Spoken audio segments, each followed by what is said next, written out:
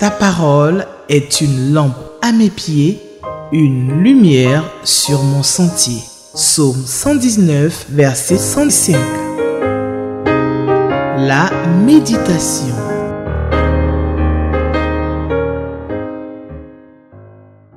Chers amis de l'émission Méditons ensemble, Shalom, Shalom et Shalom.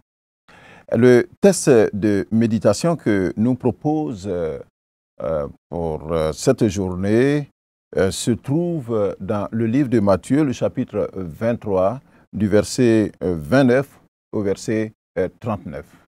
Nous allons prier et demander que la grâce du Seigneur soit avec nous. Seigneur, merci pour cette journée encore que tu nous donnes, pour ta parole qui va nous conduire et qui va nous nourrir aussi. Viens et instruis-nous au nom de Jésus-Christ. Amen. Avant de lire notre texte, comme à l'accoutumée, je vais vous donner un aperçu de ce qui s'est passé avant. Le chapitre 22 de Matthieu rapporte que les pharisiens se sont consultés sur les moyens de surprendre Jésus par ses propres paroles. Ils décident de poser des questions captieuses, c'est-à-dire des questions renfermant des pièges, afin de dire à Jésus, de le contredire et de lui dire qu'ils ont raison sur lui. Et quelles étaient ces questions? Est-il permis ou non de payer le tribut à César? C'était une de leurs questions. Une autre question qu'ils ont posée à Jésus, y a-t-il ou non, oui ou non, résurrection des morts? Et une troisième question qu'ils ont posée à Jésus, quel est le plus grand commandement de la loi? Le texte de Matthieu donc mentionne que Jésus, connaissant la méchanceté des pharisiens et des scribes, leur répondit, « Pourquoi me tentez-vous, hypocrite ?» Puis, il donna les réponses aux différentes questions de ses interlocuteurs, ce qui les laissa pantois, c'est-à-dire sans parole, sans mots, tellement les réponses étaient d'à propos. Mais lorsque Jésus les interrogea à son tour sur ce qu'ils pensent du Christ et de qui il est le Fils, nul ne put lui répondre un seul mot. Devant une telle hypocrisie, Jésus prit la foule et ses disciples à témoin et au sujet des scribes et des pharisiens, il va leur dire des choses fortes. Ces chefs religieux jouissaient du très grand respect du peuple qui demandait leur conseil concernant la loi. Jésus dit d'eux qu'ils sont assis, c'est-à-dire les scribes et les pharisiens, ils sont assis dans la chair, c'est-à-dire dans l'enseignement de Moïse. Toutefois, ajoute-t-il, ces religieux disent aux autres ce qu'il faut observer dans la loi de Moïse, mais eux-mêmes ne se l'appliquent pas, ils n'observent pas. Alors notre texte de ce jour, Matthieu le chapitre 23, à partir du verset 29, est la suite de l'exposé de Jésus sur la faillite spirituelle de la religion. La deuxième partie, la faillite spirituelle de la religion. Alors nous avons trois questions qui nous sont proposées pour nous aider à réfléchir à nos questions.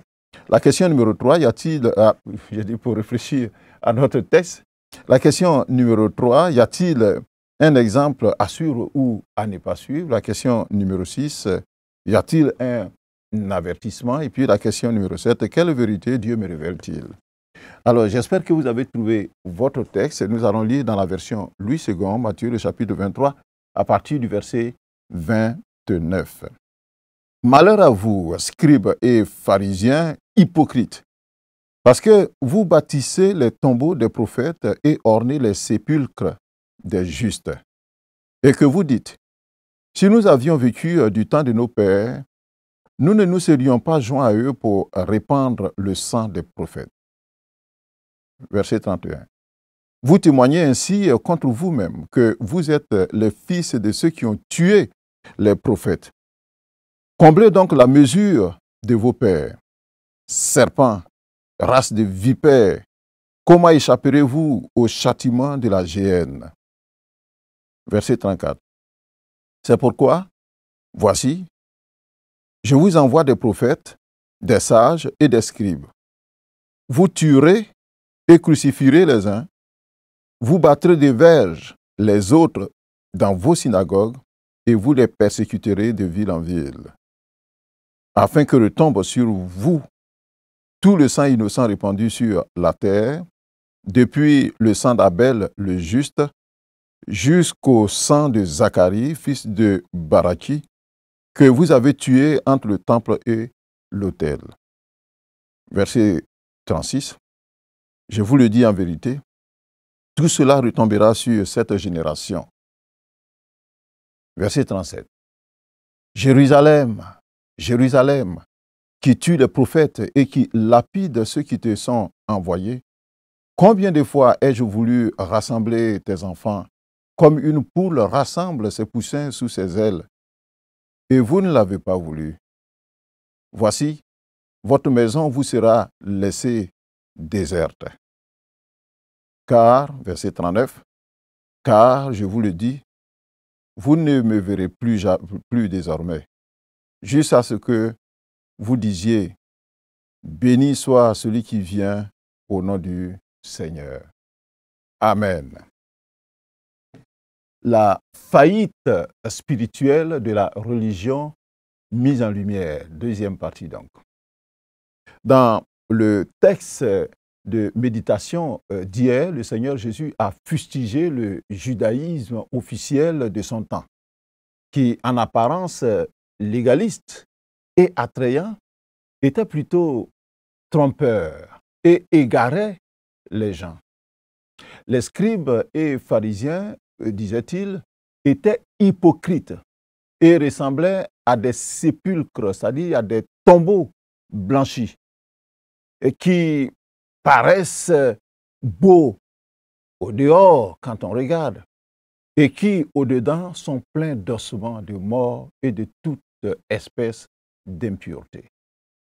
Alors voyons aujourd'hui en quoi la religion de l'époque de Jésus, qui n'est pas différente du reste de celle d'aujourd'hui, en quoi cette religion est en faillite spirituelle. Notre texte peut se subdiviser tel que nous avons lu et que nous voyons en deux parties. La première partie du verset 29 au verset 36, qui est la suite de la censure de l'hypocrisie des pharisiens et des scribes. La suite de la censure, par Jésus bien sûr, de l'hypocrisie des pharisiens et des scribes. Et la deuxième partie, du verset 37 au verset 39, qui est une complainte de Jésus sur Jérusalem. Alors passons en revue les 7 premiers versets qui retracent donc cette censure ou cette condamnation de l'hypocrisie des pharisiens et des scribes par Jésus. Le texte commence par « Malheur à vous, scribes et pharisiens, hypocrites ». La répétition, on le dit, est pédagogique, car elle favorise l'ancrage des connaissances et améliore la compréhension. La répétition stimule le cerveau, impacte la mémoire afin de fixer la notion importante développée par, bien sûr, l'auteur. Le Seigneur Jésus, le pédagogue par excellence, a usé de cet art de la communication à l'occasion de cet important discours qu'il a tenu aux pharisiens et scribes. Et il prend là le peuple et les disciples donc à témoin.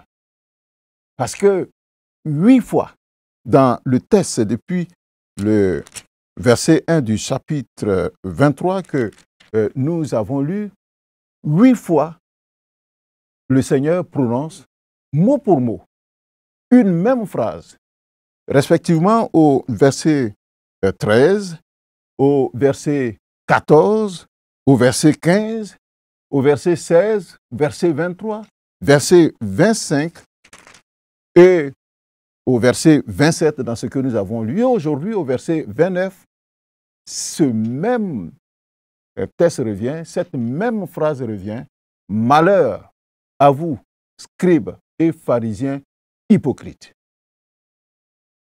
Comme on le constate, le ton du Seigneur est grave et solennel. Son langage étonne. Et étonne alors par sa sévérité et sa dureté. Il traite même les religieux, au verset 33 que nous avons lu, il les traite de serpents, de races, de vipères, comme ayant du venin dans la bouche, de l'aspic donc dans la bouche. Ce langage ne ressemble pas au Jésus toujours présenté comme un homme plein d'amour, plein de douceur, ce qui est certainement vrai. Et comme dirait quelqu'un, ce n'est pas faux. Le Seigneur est plein d'amour, est plein de douceur. Mais ici, il est implacable dans sa colère contre l'hypocrisie, sa colère contre l'orgueil, contre la prétention chez ceux qui se réclament de Dieu, mais qui font beaucoup de tort à l'humanité, les religieux. Jésus est d'autant plus agressif dans sa dénonciation que de l'endroit du temple où il tenait ce discours devant le peuple, devant les disciples et devant bien sûr les pharisiens et scribes, on pouvait voir distinctement, non loin du jardin des Oliviers, donc en contrebas, les sépulcres blanchis des prophètes, dont celui de Zacharie qui a été tué, il nous le dit au verset 35, entre le temple et l'autel. Il est difficile de savoir à quel personnage Jésus faisait vraiment référence, de quel Zacharie il s'agit, parce qu'il y a un Zacharie qui a écrit le livre de Zacharie, et au verset 1 de ce livre, il nous est parlé donc de ses origines. Et puis il y a un autre Zacharie qu'on trouve donc dans 2 Chroniques, le chapitre 24 et le verset 20. Il est question de ce Zacharie, fils du sacrificateur Jéhojada, qui fut revêtu de l'Esprit de Dieu, qui se présenta devant le peuple et lui dit, « Ainsi parle Dieu, pourquoi transgressez-vous les commandements de l'Éternel? Vous ne prospérerez point, car vous avez abandonné l'Éternel, et il vous abandonnera lui aussi, bien sûr. » Le verset 21 de Zacharie, le chapitre 24 dont il s'agit, nous dit que le peuple conspira contre Zacharie, le peuple le lapida sur ordre du roi, devant le parvis de la maison de l'Éternel, bien sûr, mort s'en est suivi. Alors, or, tel qu'il nous est dit dans le texte, pour ces prophètes-là et ces hommes justes qui ont été assassinés, les Juifs, après, ils leur ont bâti des tombeaux qu'ils ont ornés. C'est le verset 29 qui nous le dit. Tout en se disant, si nous avions vécu du temps de nos pères, nous ne nous serions pas joints à eux pour répandre le sang des prophètes. Pourtant,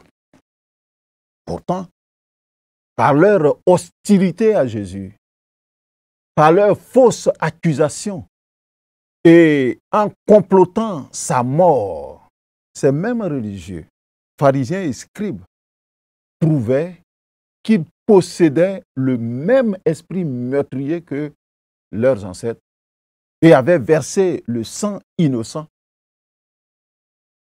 Parce qu'ils sont comme eux, donc eux aussi ils ont versé le sang innocent des prophètes. Quelle hypocrisie que d'accuser les autres alors que vous avez les mêmes intentions présentement. C'est pour cette raison que Jésus leur dit au verset 31 que vous témoignez ainsi contre vous-même. Vous témoignez que vous êtes les fils de ceux qui ont tué les prophètes.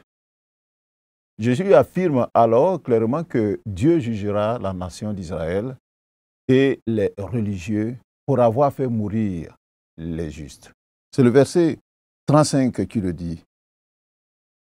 Il dit ceci, et que, afin que retombe sur vous, tout le sang innocent répandu sur la terre, depuis le sang de Abel, le juste, qui a été tué par son frère Caïn, jusqu'au sang de Zacharie, fils de Béréchi. Alors, la deuxième partie de notre texte, à partir du verset 37, parle d'une complainte de Jésus sur Jérusalem. Une complainte est une lamentation, c'est-à-dire une plainte exprimée par quelqu'un de façon ostensible, visible. La personne donc souhaite rendre intelligible sa douleur et la partage d'ailleurs à l'oral en l'accompagnant de gémissements avec peut-être des cris. Et on le voit dans ce verset 37 que nous pouvons donc relire.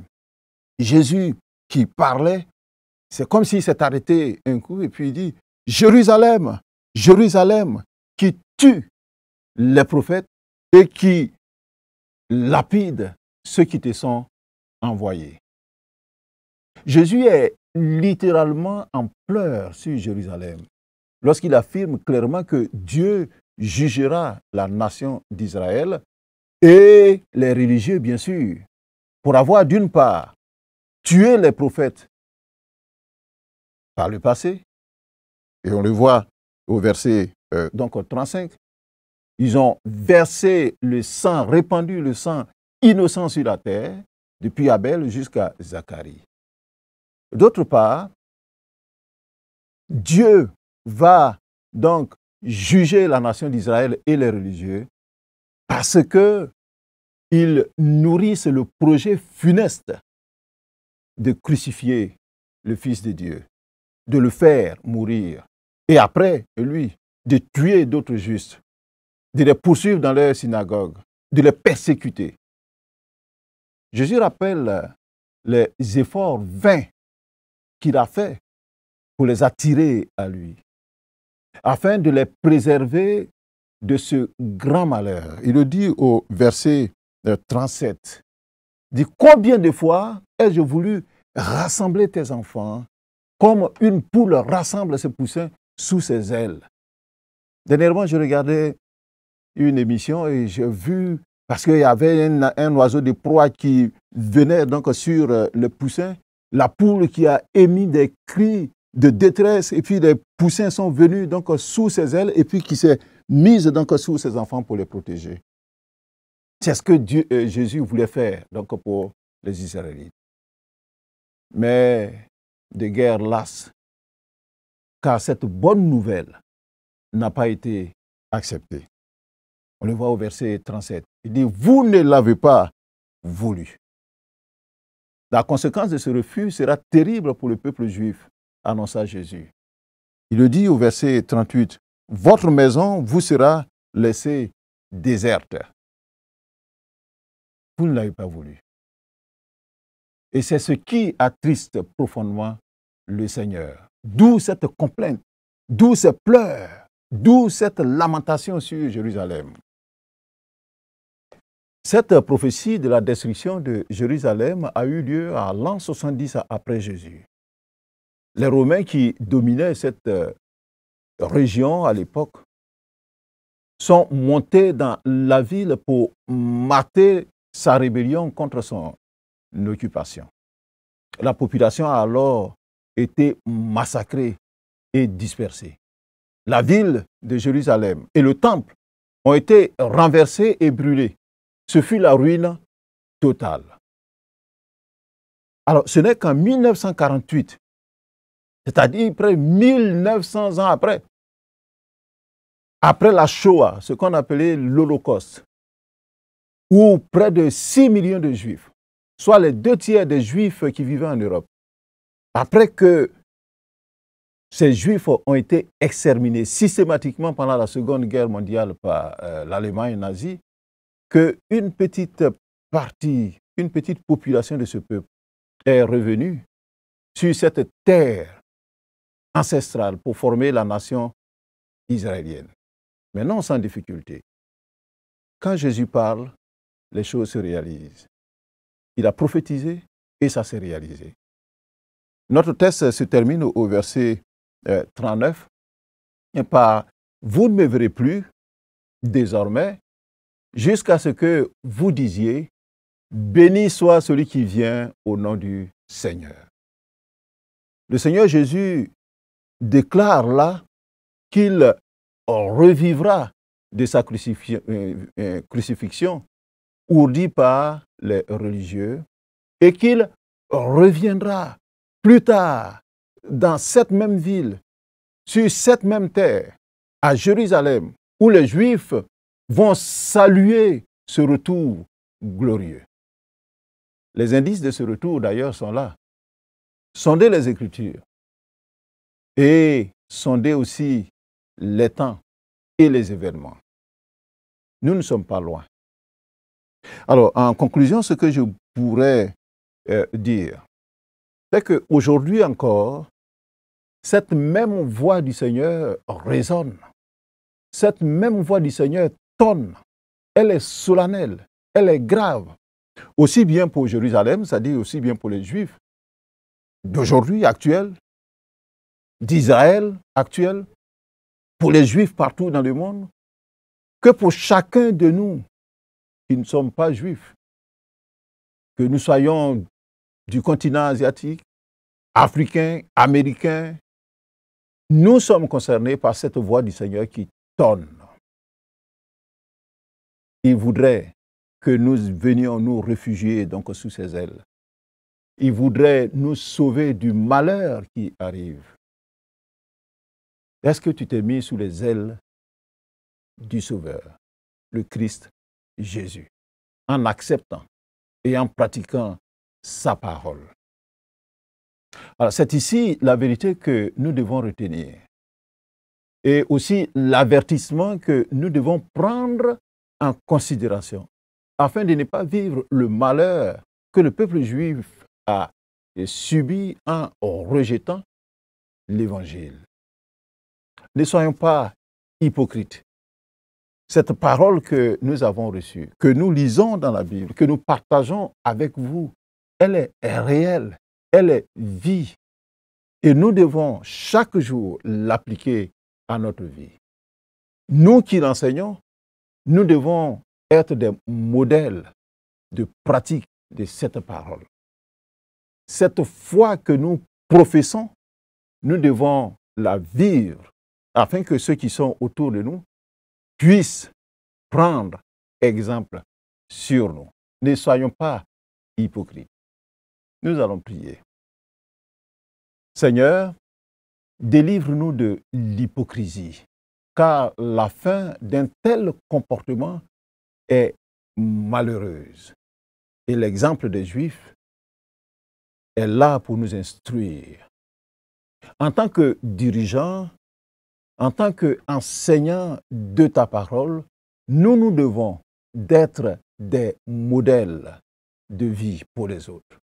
Aide-nous afin que ton retour glorieux, imminent, soit pour nous un sujet de joie et non un jugement pour cause des faillites à notre devoir spirituel. Aide-nous, Seigneur, au nom de Jésus-Christ. Amen. Alors, à la page 110 du lecteur, vous avez le commentaire qui nous est laissé, qui est aussi intéressant. Je vous invite donc à le lire aussi. Et demain, un autre texte, une autre bénédiction, un canal de bénédiction, Espérance TV, méditons ensemble. Shalom et shalom. Ta parole est une lampe à mes pieds, une lumière sur mon sentier. Psaume 119, verset 105. La méditation.